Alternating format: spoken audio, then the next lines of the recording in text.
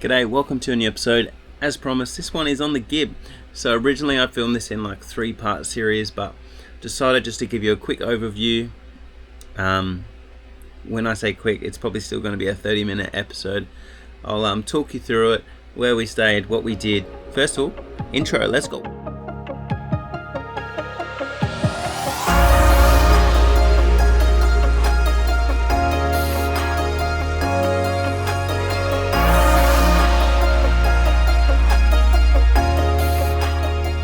Alright, so yeah, I think everybody's Gibb experience is going to be completely different, and I reckon even if we did it again, it would be different again. We started on the 6th of August and finished on the 28th of August, so just about 3 weeks I think it was, but we did it with like a massive crew. So we had, I think it was, Jesse always knows numbers, but I think it was about 18 adults, 14 kids, 5 dogs, and yeah, it was like maybe the Kentucky of the Gibb. We had a few cocktail nights and had a few beers, but no, it was like memories of a lifetime on that trip. And yeah, so stay tuned. This is from going from west to east.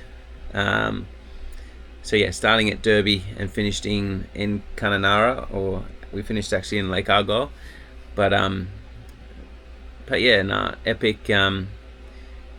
Like the Gibb is amazing, and if you want to do it and that's your thing, like if you like places like Carragini, the NT, I can't say anything about Queensland because I haven't done it yet, but like it is an unreal location to explore, create memories. And like what the best part right now is, if I ask Charlotte what's her best memory from the trip so far, the Gibb is still in her top 3, which is awesome. Like yeah, I love that part of it. Alright, you're probably wondering first, before we get just stuck in, how do we become such a big crew for the Gibb? Here's some footage now of it, but like, yeah, I don't really know how we became so big in a way, but what it started off with, we were obviously definitely keen to do the Gibb.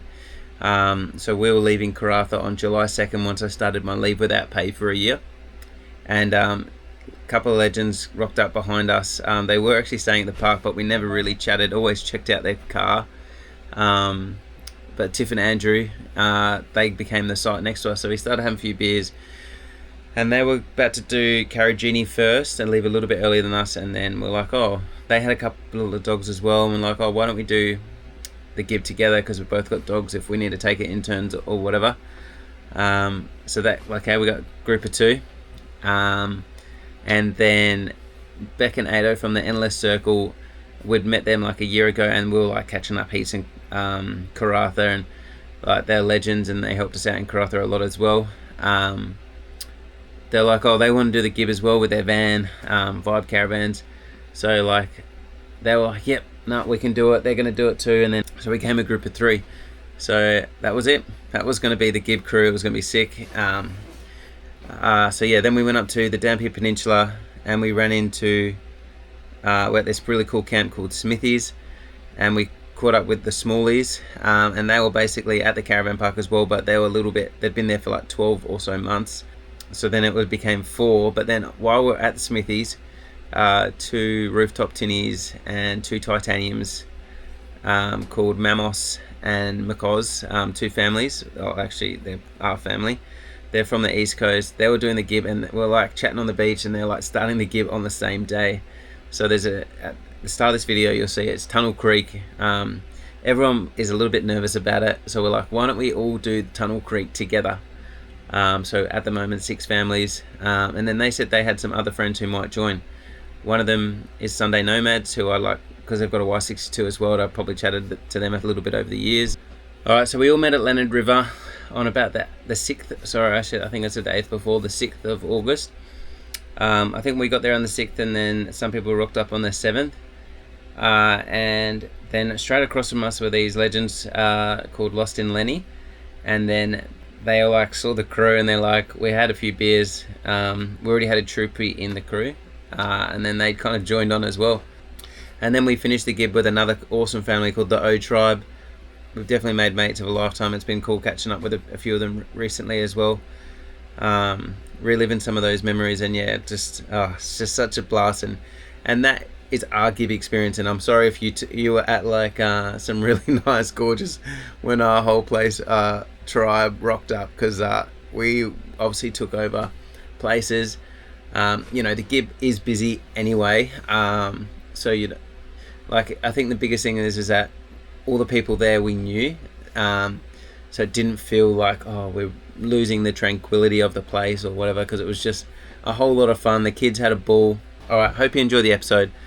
Let us know any feedback. I want to get the episodes better. If you find them boring, just tell me. I've got pretty thick skin sometimes. Nah, don't be too mean. All right, cheers. Let's go. Gibb River Road. Let's go. Let you go, but have you really gone? Time moves slow. What are we waiting on? I keep your blood on my shelf, let it run. I worship the ground you're on. Now that you're gone and we've fallen out, I can't stop thinking you're all I go on about.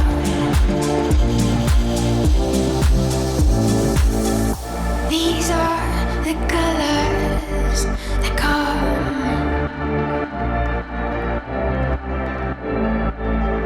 These are the colors that come.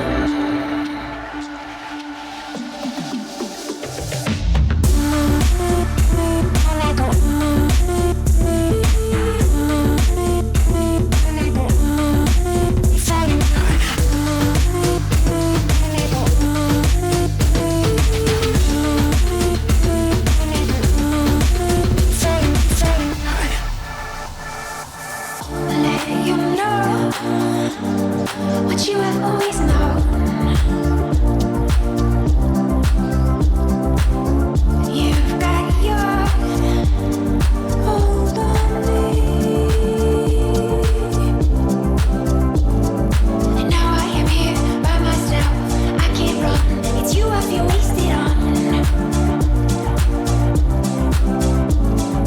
Now that you're gone and we've fallen out, I can't stop thinking you're all I go on about.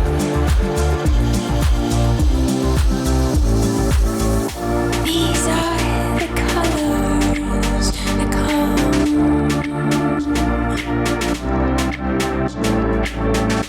These are the colors.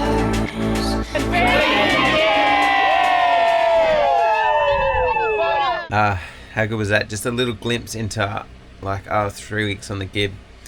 There was so many good things. I reckon like what we did with the crew, as I mentioned before as well, there's so much more I did. Like I wouldn't have probably done as high, especially big rock jumps we did. Some of those big ones at Bell Gorge, at Manning Gorge. Some of the boys went and girls went a lot higher than me as well. Right to the top, a couple of backflips, but yeah, no, I'm not doing that. But no, the pin drop, I was known for the pin drop. So what I'm going to talk about is like the top questions: the road, the fuel, safety, my spares that I took, and obviously my favourites, and I think Jesse's, I know them off the top of my head as well. So let's crack in. So first of all, the road, and to be honest, we've done some pretty bad roads on the trip now. Still probably some of the worst roads have been on the Gibb, but we didn't tow them. Like the only really bad one we towed was from Drysdale Station to McGowan's. So that was 200 and so Ks, and it took us 6 to 8 hours, I suppose, and that's with only like maybe one stop. It was slow, a lot of so if you're going to Honeymoon Bay or even Mitchell Falls, which we didn't do because it was too dry, but yeah, it was slow going. Now Bell Gorge and Tunnel Creek, to get to those two gorges, the roads were pretty corrugated. There was a few washouts, but because we were staying in the free camps on the Gibb, I feel like the Gibb is it's pretty good. There is one section that everybody knows about. Some of it's, if you go early in the season, it's normally underwater, but it's like a slate type of road. You would have seen a glimpse of it towards the end of that little 7-minute video. So yeah, and that is like, you just take your time, go really slow. Like we went really early in the morning, like so probably like I can touch on while we're talking about the road tire pressures. Like I pretty much had my van at 25 psi all the time. Towards the end of the Gibb, when it was starting getting old, like I've got a I check TPMS that I look at my dash. So if I see them getting over the 35, I was letting them down to 20. And the car was at 25 on the front, and sorry, 25 on the back and 22 on the front, just because I keep it a bit heavier on the back, and that seemed to work. Like, yeah, I didn't get a puncture. I run Maxxis razors. If you watch the last video of my walk around in the car, and even though they do seem to wear a bit quicker than other tires, like I can't fault the tire for not having a puncture. And I did heaps of off-roading in Elizabeth Station, definitely a lot lower there, probably at 12 psi or 15, and someone did get a puncture, but there on that track. But yeah, there are places on the Gibb that you can get tyres if you just run normal tyres. I probably wouldn't be able to get like a 35 Maxxis Razor, but I've got a spare underneath that I could have used. So fuel. So I carried, this is probably only really for petrol, so skip ahead I suppose, or like I can give it a little bit of diesel, but if there was petrol, there definitely was diesel. But for petrol, there's, if you're coming from Derby, there's a section that you can only get fuel between like Derby, obviously when you leave, and then at Manning Gorge or Mount Barnett Station. So that's like, if you're going in and out of a few different places, you can only, it's about 500 k's. So towing, like I had to use almost that whole 60 litres to get to Manning. If you go to Mount Hart Station, I think they've got fuel, but we couldn't go there because we got a dog. But yeah, so that's about fuel, and that's it, really the only section that you need to worry about. If you go out to Honeymoon Bay, like I didn't really drive at all for the whole week at McGowan's.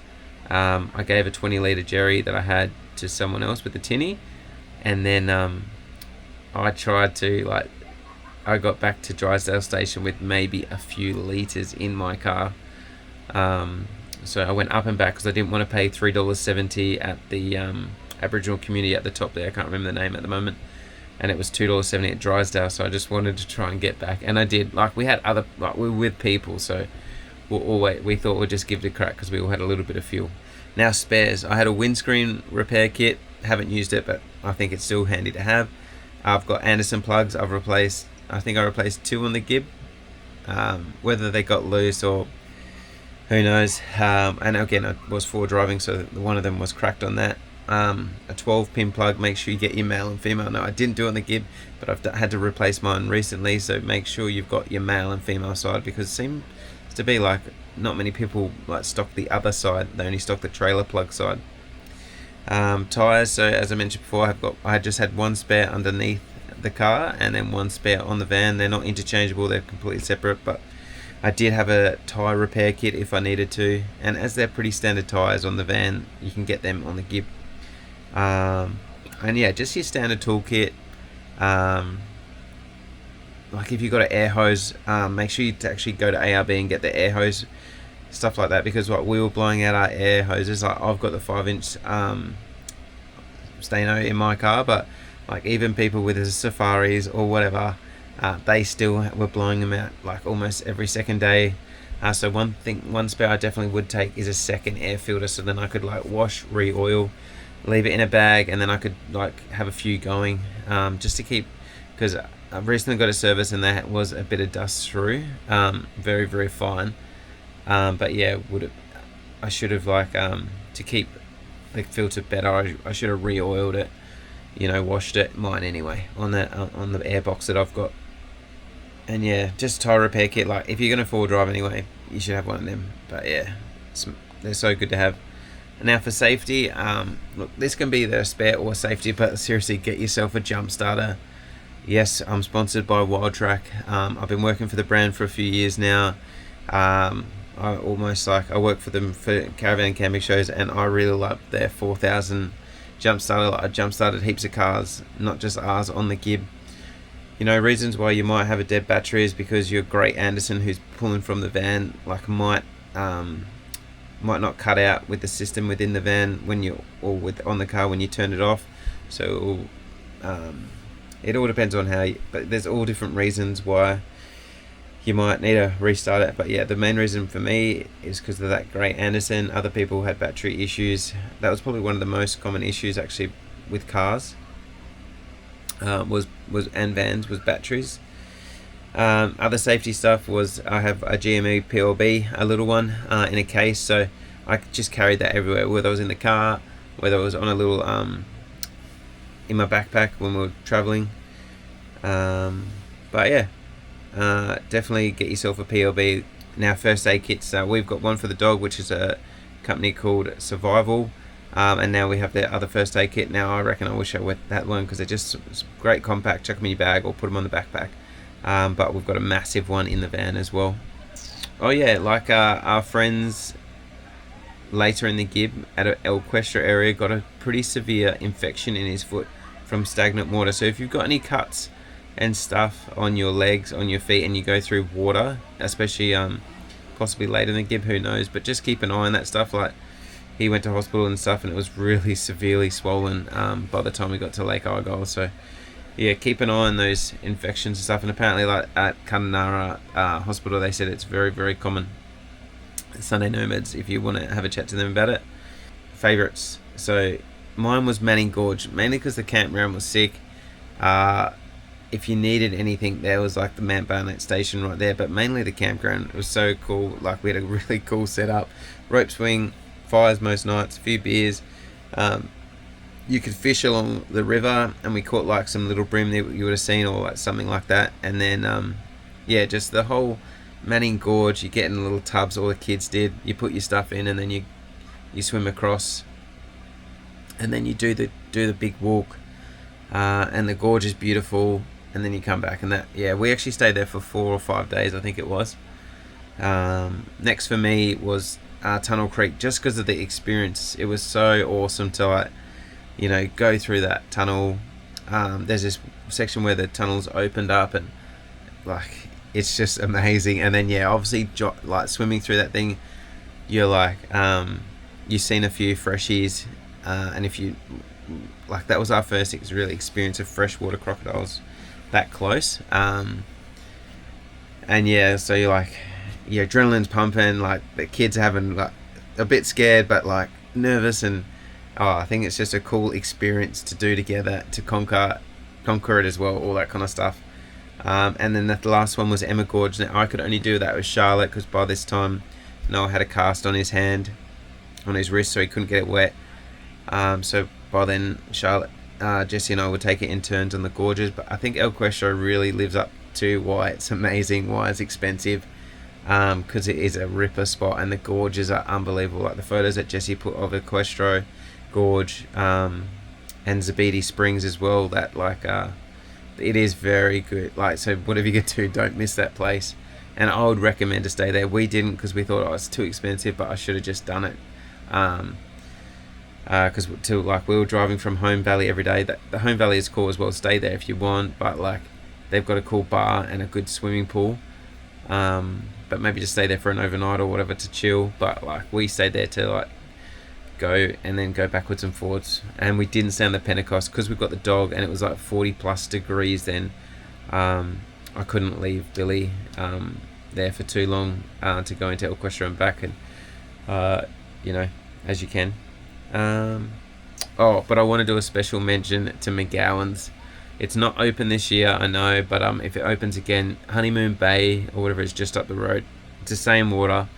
So yeah, like if you are heading to McGowan's or Honeymoon Pool or Honeymoon Bay, up at the top of the Gibb, like send me a message on here, or like it's probably better to send me a message on 8 Feet Travels on Instagram or Facebook or whatever, and I'll show you like good fishing spots to at least start at, because like we spent probably the first few days of trying to find ground, and then we did, and that photo that I did catch that tuna like just a few 100 meters off the beach, but other than that, like, we were just getting so many fish on the other side of the peninsula, So like it's always better if you can get pointed in the right direction to begin with. But yeah, it's a pretty ripper spot. If you ask Jessie, she hated it because I was pretty much fishing for 8 days, and it was hot and you can't swim. So if you're gonna go up to McGowan's or that, take a like a pool or something they can maybe fill a bit of water. McGowan's had heaps of water, and the water was like so super nice from their bore. I probably should actually mention water while I'm talking about it. Yeah, there's heaps of that on the Gibb. Don't worry about it. You can fill up at heaps of places. We did get low again in that first section from when we stayed at Leonard River to Manning Gorge, because we stayed at Marchfly Glen, but we like could almost swim and like wash in a way at Leonard River, which I'm sure, I don't know if we should, like, if you've been to Leonard River, is there like, we've known now, like apparently like at times that years ago there is saltwater crocodiles known to there, because it does go far enough up that it does reach the ocean in a way. So, but we didn't see it. We saw freshies way further down the thing, but a couple of locals did say there's crocs here, and we were like, but we did jump in, but we were like, I don't know, we did check the water thoroughly, so before we went in. And then yeah, everyone was getting quite low who had about 200 litres, but everyone who had 300 litres was all good. If we're talking about water, I should probably talk about dump points. Now, there isn't any on the Gibb, so if you do come across like toilets and that, try to use them when you can. But I assume that everybody on the Gibb knows this, but like, you're gonna have to dig a hole, so take a decent shovel with you, alright? And go out far and dig a decent hole and sort it out. Like, so if you're building a van and you're watching this and you're gonna do places like the Gibb, like maybe composting is where to go for those reasons. Because like, I didn't know if I really liked it, and like I had 2 cassettes, so sometimes I was digging a hole for 2 cassettes, and yeah, it sucks. I don't know, let me know your thoughts about it. It's always like, people don't talk about it, but everybody must do it. I don't know why, like for one of the biggest areas in, like for caravanning, camping, how have they not had a dump point put through there? A couple, especially at the stations where you're paying money anyway. As I put together the video, I realised I really forgot a big section of it, which is what broke, and like how did the Y62 and Wonderland like survive, or all that kind of stuff. So the Y62 in general, like, actually nailed it. I didn't have one single problem. Look, later down the track after NT, I found my Torquid exhaust had fallen or started to fall apart, and I did MIG weld it until we got to South Australia. So maybe the Gibb probably put a little bit of a dent in that Torquid exhaust, and it's been replaced by warranty, to 10-year warranty on that Torquid. So look, I still love the sound, and it still was a good exhaust. It sucks that it fell apart, but at least that's what warranty's for, and they were really easy to deal with. And then yeah, other than that, she was she loved it. And yeah, obviously Fuel Economy is a thing with the Y62, but I've talked about it previously, so you have to watch that episode. Now the Wonderland, seriously, it was great. Didn't have any issues. Our waterfall bench did come apart there just after the Gibb, and I think that's just from heat. It's elastic a little bit, and weight. We don't have a dust suppression system, and we didn't actually really get that much dust in. I did tape over some of the like vents outside of the van, but we didn't actually get much dust. But I probably would put a dust suppression system in anyway next time, because yeah, there probably was a little bit on the bench, but nothing like I've seen on tables and stuff. Like, we fixed this guy's caravan, I can't remember the brand, it doesn't matter, but like, we opened the door because he locked the door handle or something. Yeah, I can't remember the brand, but yeah, his table was like thick, and I was like, whoa. Like, the biggest thing with your van or whatever, you just don't want to be game stoppers. So like, the only things, I think we cracked one of these lights, obviously replaced under warranty. I think it must have just been like left again, and it was just knocking. So yeah, just make sure you keep up your servicing. Like, I actually haven't done the bearings myself. I got it done by a person in Darwin to just keep normal servicing up, and then I got it serviced again and all warranty stuff fixed in Melbourne at Wonderland, and yeah, they just went through everything. We actually, and then did Tassie, came back, and then I actually put the van into S&M chassis, and they went over it as well, and they found a few like bent things that was picked up by Wonderland for the water tank, so they fixed all that up. But otherwise, no, I've been super happy with it. And to be honest, like the two titaniums, they had one had a battery issue. Like Baconato's Vibe, it went fine as well. And like we travelled with like our friend Smallies, who had like I think it's a Gecko or New Age, something like that, like not an off-road van at all. And like he just took his time. He had one issue at one point with tyres, and yeah, it was fine as well. I think it did really make a difference being late in the Gibb because it wasn't as busy, and I feel like we followed the graders because it was actually pretty good. I think you just hear so many scary stories, but just seriously take your time. We got overtaken 100%, so people fly it, and I hear, some people do the Gibb in like 4 to 6 days and stuff like that, and even a week, I reckon. I know some people you just got to do it, but geez, you must be punching some days to do like drive or gorge and that kind of stuff, I think. But anyway, you got to do what you got to do, right? Alright, thanks so much for watching. I hope you got everything that you need out of that episode. And drop a comment below, give it some love. And we'll see you in the next one, which I think I'm going to do it on the West MacDonald Ranges, Kings Canyon, and the famous Uluru. We had a ripper time there. And yeah, that's it for now. Cheers. You.